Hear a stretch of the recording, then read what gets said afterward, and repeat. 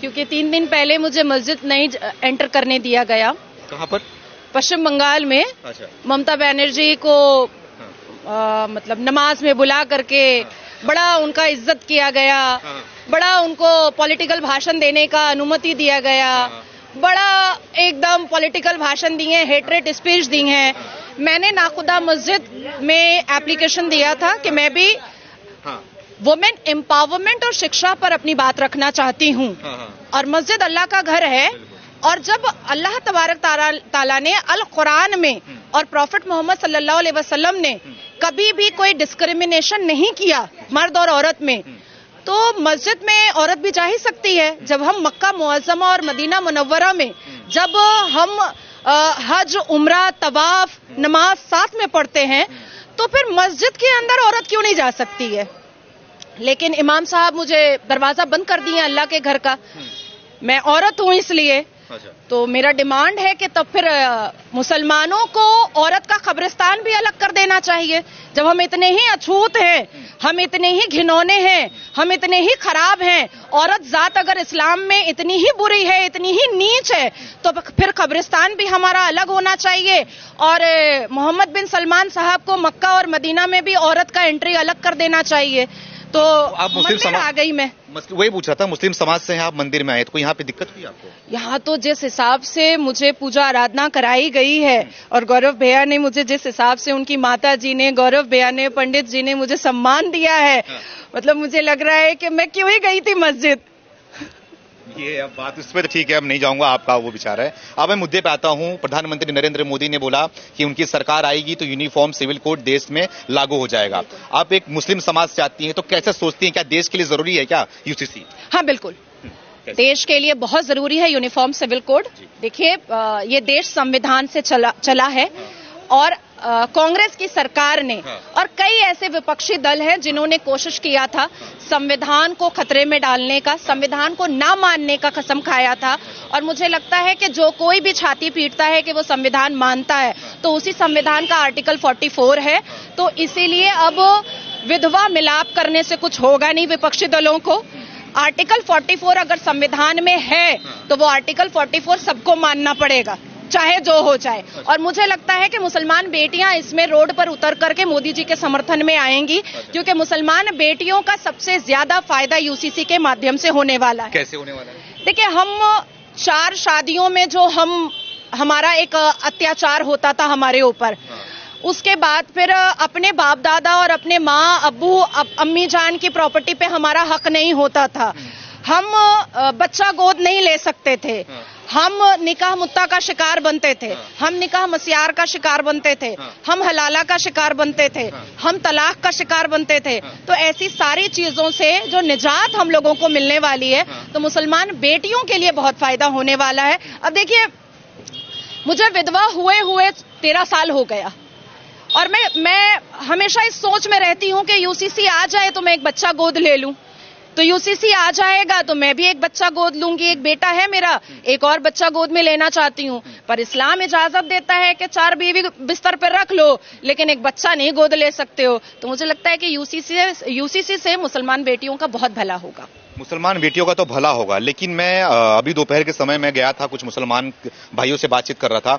उनका मानना था कि हम शरीयत को मानेंगे, हमारा शरीयत जो हमें कहता है हम उसी को मानेंगे, हम संविधान को नहीं मानेंगे, भले ही कितना मोदी जी कानून ला दें। तो सवाल इसमें ये उठता है, ठीक है वो शरीयत की मानते हैं, है ना, लेकिन शरीयत में जो सजा लिखा गया है कि अगर तुम चोरी करोगे तो हाथ काट दिया जाएगा, तुम बलात्कार करोगे तो जो भी है उसमें वो कर दिया जाएगा। तो जो इसमें कानून लिखा गया, उसमें शरीयत में लिखा गया है। शब्दों को छुपाते कहाँ हैं आप?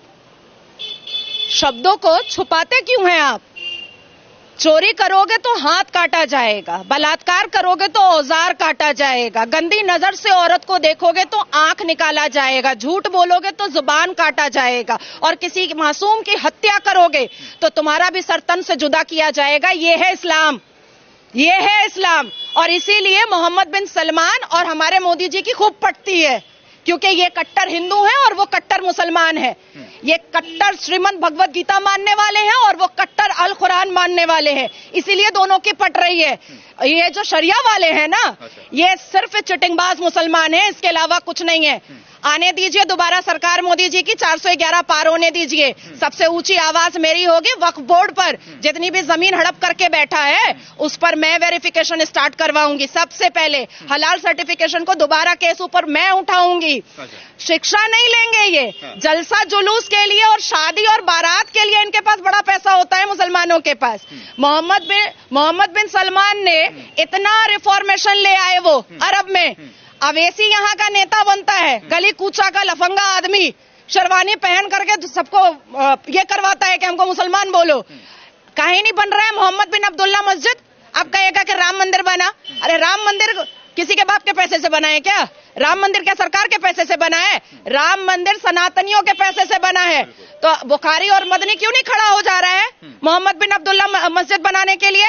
इनके पास मस्जिद बनाने का पैसा नहीं है, लेकिन शादी में करोड़ों रुपए उड़ाने का बहुत पैसा है, जलसा जुलूस कराने का बहुत पैसा है, शायर लोगों को बुला करके शायरी करवाने का बहुत पैसा है, लेकिन मस्जिद के लिए पैसा नहीं है। तो ये सारी चीजें सामने खुलकर आएंगी। एक बार फिर से मोदी जी को 411 पार करके शपथ लेने दीजिए। तो क्या बस यही सब मुद्दा छेड़ के मोदी जी 400 लाएंगे क्या? अब उनको मतलब कि सवाल मोदी जी कहाँ छेड़ रहे हैं भाई मुद्दा? बोल रहे कि मैं मुसलमान लड़की हूँ, मुझे रिफॉर्मेशन चाहिए, मैं रिफॉर्म करना चाहती हूँ, मैं मुसलमान बेटियों को पढ़ा लिखा शिक्षित देखना चाहती हूँ, मैं मुसलमान बेटों को कामकाजू देखना चाहती हूँ। मदरसे में क्या मिलेगा भाई पढ़ करके? मदरसे से पढ़ करके कोई मुसलमान लड़का इंजीनियर डॉक्टर बन सकता है क्या? तो बनेंगे ना। तो सरकार का काम है मौलवी बनाने का? सरकार पंडित बना रही है क्या जो सरकार मौलवी बनाएगी? आप मतलब इतने उसमें गुस्से में बोल रही हैं, ठीक है, लेकिन ये बताइए मुझे आप कि गुस्से में नहीं हूं भैया, आपको समझना पड़ेगा। 1450 साल से ना हम एक सुई नहीं बना पाए हैं, एक सुई नहीं बना पाया है मुसलमान। बड़ी बड़ी लंबी लंबी बातें हम अवैसी की सुनते हैं। अच्छा। और शिक्षा के ऊपर कोई काम नहीं हुआ है। किसी भी तरीके का रिफॉर्मेशन नहीं आया है इस्लाम में। आपको नहीं पता है कि क्या दुर्दशा है मुसलमानों की। हम मुसलमान भारत को आप डेटा में निकाल करके गूगल में देखिए, शिक्षा में भारत 79% शिक्षित लोग हैं। सच्चर कमीशन का रिपोर्ट देखिए, हम मुसलमान दलित से भी पीछे हैं शिक्षा में, क्योंकि हम पढ़ना नहीं चाहते हैं। खाली तलवार दिखाओ, शलवार पहनाओ, तलवार दिखाओ, शलवार उतारो, यही काम है। इससे निकलेगा मुसलमान तभी जब मुसलमान शिक्षित होगा। मुसलमानों को शिक्षित होना पड़ेगा, तभी उनके अंदर रिफॉर्म हो, तभी वो रिफॉर्म हो पाएंगे। तो मोदी ने क्या किया 10 सालों में मुसलमानों के लिए, खास करके क्या किया मोदी ने? देखिए, अब तो मुल्लाओं का काम भी मोदी जी को करना पड़ रहा है। वो बोल रहे हैं कि अल कुरान में 800 बार इंसानियत का बात है, 306 बार शिक्षा की बात है। पसमानदा मुसलमान सामने आओ, एक हाथ में कुरान ले लो, दूसरे हाथ में कंप्यूटर ले लो। ये तो मोदी जी को बोलना पड़ रहा है। बेचारा अवैसी सोच रहा है मेरा भी काम मोदी जी को करना पड़ रहा है, क्योंकि अवैसी तो कर नहीं रहा है। अवैसी तो मुसलमान बेटियों का खाली सलवार झांकते रहता है। Age of puberty is age of marriage. Owaisi का तो यही काम है, सलवार झांकने का, इसके अलावा तो और कोई काम नहीं है। ये बताइए मुझे आप कि ये जो कानून जो कांग्रेस सरकार में रही है, मतलब कि 55 से 60 साल तक कांग्रेस राज की देश के अंदर, जो कानून बनाया गया मुस्लिम पर्सनल लॉ बोर्ड और वक्फ बोर्ड को, तो क्यों मतलब कि ये मुसलमानों के लिए ही क्यों बनाया गया है वक्फ बोर्ड और मुस्लिम पर्सनल लॉ बोर्ड? हिंदुओं के लिए कोई दूसरा बोर्ड, कोई कानून नहीं है क्या? इनको मतलब छोड़ दिया गया था कि हिंदू अपने हिसाब से रहे, मुसलमानों के लिए तो ये बोर्ड रहेगा, इस हिसाब से मुसलमान चलेंगे? क्या वजह है? देखिए, हमारा दुर्भाग्य है कि जिसको हम राष्ट्रपिता बोलते हैं, हालांकि मैं गांधी जी को राष्ट्रपिता नहीं मानती हूं, क्योंकि मैं भारत माता बोलती हूं। वो कभी भी, गांधी जी ने कभी भी 82.7% सनातनियों को अपनी ताकत उन्होंने समझा ही नहीं, कभी नहीं समझा।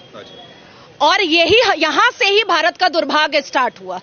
जब से नेहरू से लेकर के मनमोहन सिंह जी की सरकार थी, तब से कश्मीर से कन्याकुमारी तक सिर्फ बम फुटता था।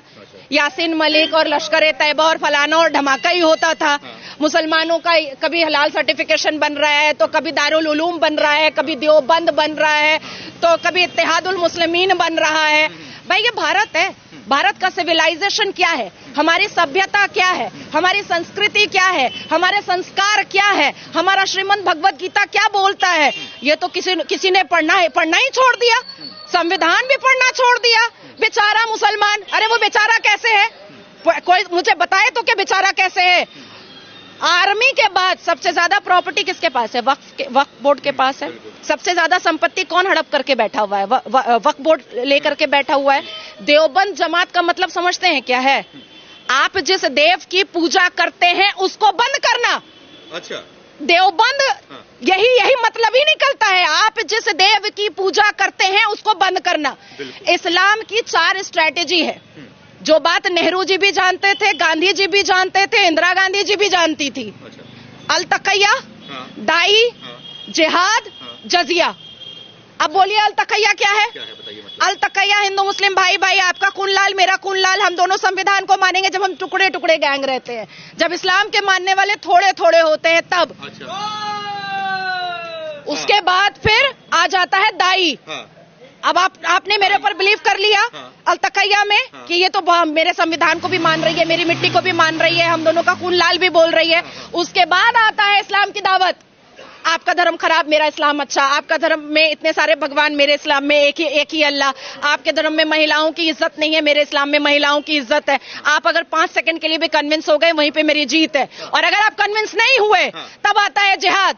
निकालो तलवार और बोलो सुमित को कि गला सरतन से जुदा, सरतन से जुदा, वही होगा। उसके बाद आता है जजिया कि सनातनियों के घर से अगर एक गला कट गया, फिर भी घर वाले नहीं माने और इस्लाम कबूल नहीं किए, तब आएगा जजिया कि तुम हमको संपत्ति दो, प्रॉपर्टी दो, बहू दो, बेटी दो, सब कुछ दे दो, तभी हम तुमको माफ करेंगे, नहीं तो नहीं माफ करेंगे। ये मतलब होता है। हाँ, ये 4 स्ट्रैटेजी है इस्लाम वालों की, और ये 4 पर चल रहे हैं, चलते आ रहे हैं। और अब भी अगर सनातनियों को नहीं समझ में आ रहा है तो और कैसे समझाया जाएगा भाई? मुझे तो मतलब दुर्भाग्य लगता है कि मजारों पे सनातनी जाकर के मुंह का बदबू लेते हैं, पानी फुकवाते हैं। काहे को जाते हो भैया मजार पे? कौन मुसलमान दाढ़ी टोपी वाला मंदिर जा रहा है जो तुम जाते हो मजार पे? और हमारे अल कुरान ने तो मजार परस्ती मना किया है, गुनाह कहा है। सनातनियों को अपने जोश को दोबारा लाना पड़ेगा, अपने सिविलाइजेशन को मानना पड़ेगा।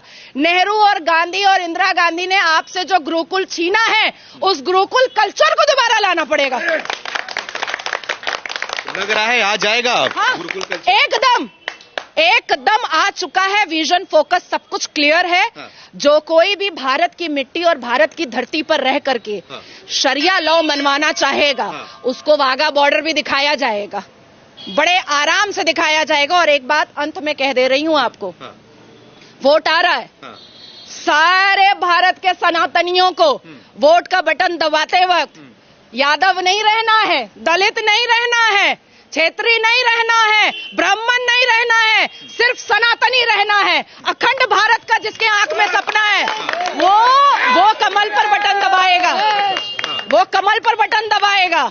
जिसके आंखों में भारत की उन्नति, डेवलपमेंट और सक्सेस का सपना है, वो कमल पे बटन दबाएगा। जिसको अपनी बहू बेटियों को सुरक्षित रखना है, वो कमल पे बटन दबाएगा। जिसको पीओके वापस लेना है, वो कमल पे बटन दबाएगा। मतलब कि आप इतना खुल के मुस्लिम समाज से आती हैं, मंदिर में दर्शन करती हैं, जय श्री राम का और महादेव का नारा लगाती हैं, ये ओम नमः शिवाय का पट्टा पहनती हैं, तो आपको डर नहीं लगता कभी आपको काफिर न घोषित कर दिया जाए वहां से? देखिए, मुझे तो डर वर नहीं लगता, और किससे डर लगेगा? ये चुन्नू मुन्नू पहले समझा दे मुझे कि ये कुरान मानता है कि नहीं मानता है। अगर अवैसी या मदनी या बुखारी या तौकीर कुरान मान रहा होता तो सारे मजारों पे हथौड़ा चल चुका होता, क्योंकि अल कुरान में तो मजार परस्ती गुनाह है, मैंने आपको बताया, फिरका परस्ती गुनाह है। अल्लाह तबारक ताला ने अल कुरान में साफ लफ्जों में कहा है कि मेरी उम्मतों को फिरके में मत बांटो। एक अल कुरान को सारे मुसलमानों को मानना है, और उनकी पहचान सिर्फ एक अल कुरान है। तो कहां से आया all India Muslim personal law board? कहां से आया हदीस? कहां से आया बहश्ती ज़ेवर? कहां से आया सही अल बुखारी? तो ये पहले खुद को तो साबित कर ले कि ये पक्के मुसलमान है।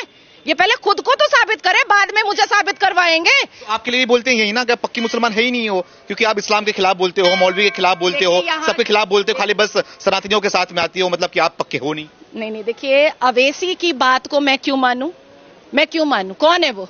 एक गली का नेता है, और अभी कुछ दिन के बाद माधवी लता जी जो लपेटेंगी उनको, मैं जाने वाली हूँ वहां भी। जी हाँ, कंपेनिंग में जा रही हूँ मैं।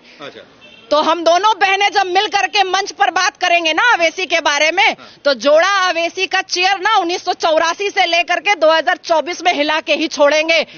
एकदम हर हर महादेव का नारा लगा करके मंच पे चढ़ूंगी मैं भी देखती हूँ कि अवैसी कैसे फतवा जारी करवाता है। अल कुरान के पन्ने, सूरा, आयत, वर्सेस, सब बोल करके बोलूंगी कि ये जाली मुसलमान है। है, अवेसी जाली मुसलमान है, अवेसी चिटिंगबाज मुसलमान है, अवेसी को कुरान की आयत सूरा वर्सेस अगर सुनना है तो मेरे साथ आकर के कन्फ्रंटेशन करे। अगर 1% भी अवेसी को हिम्मत है तो मैं रहूंगी हैदराबाद में 1 हफ्ते के बाद, आए मेरे सामने।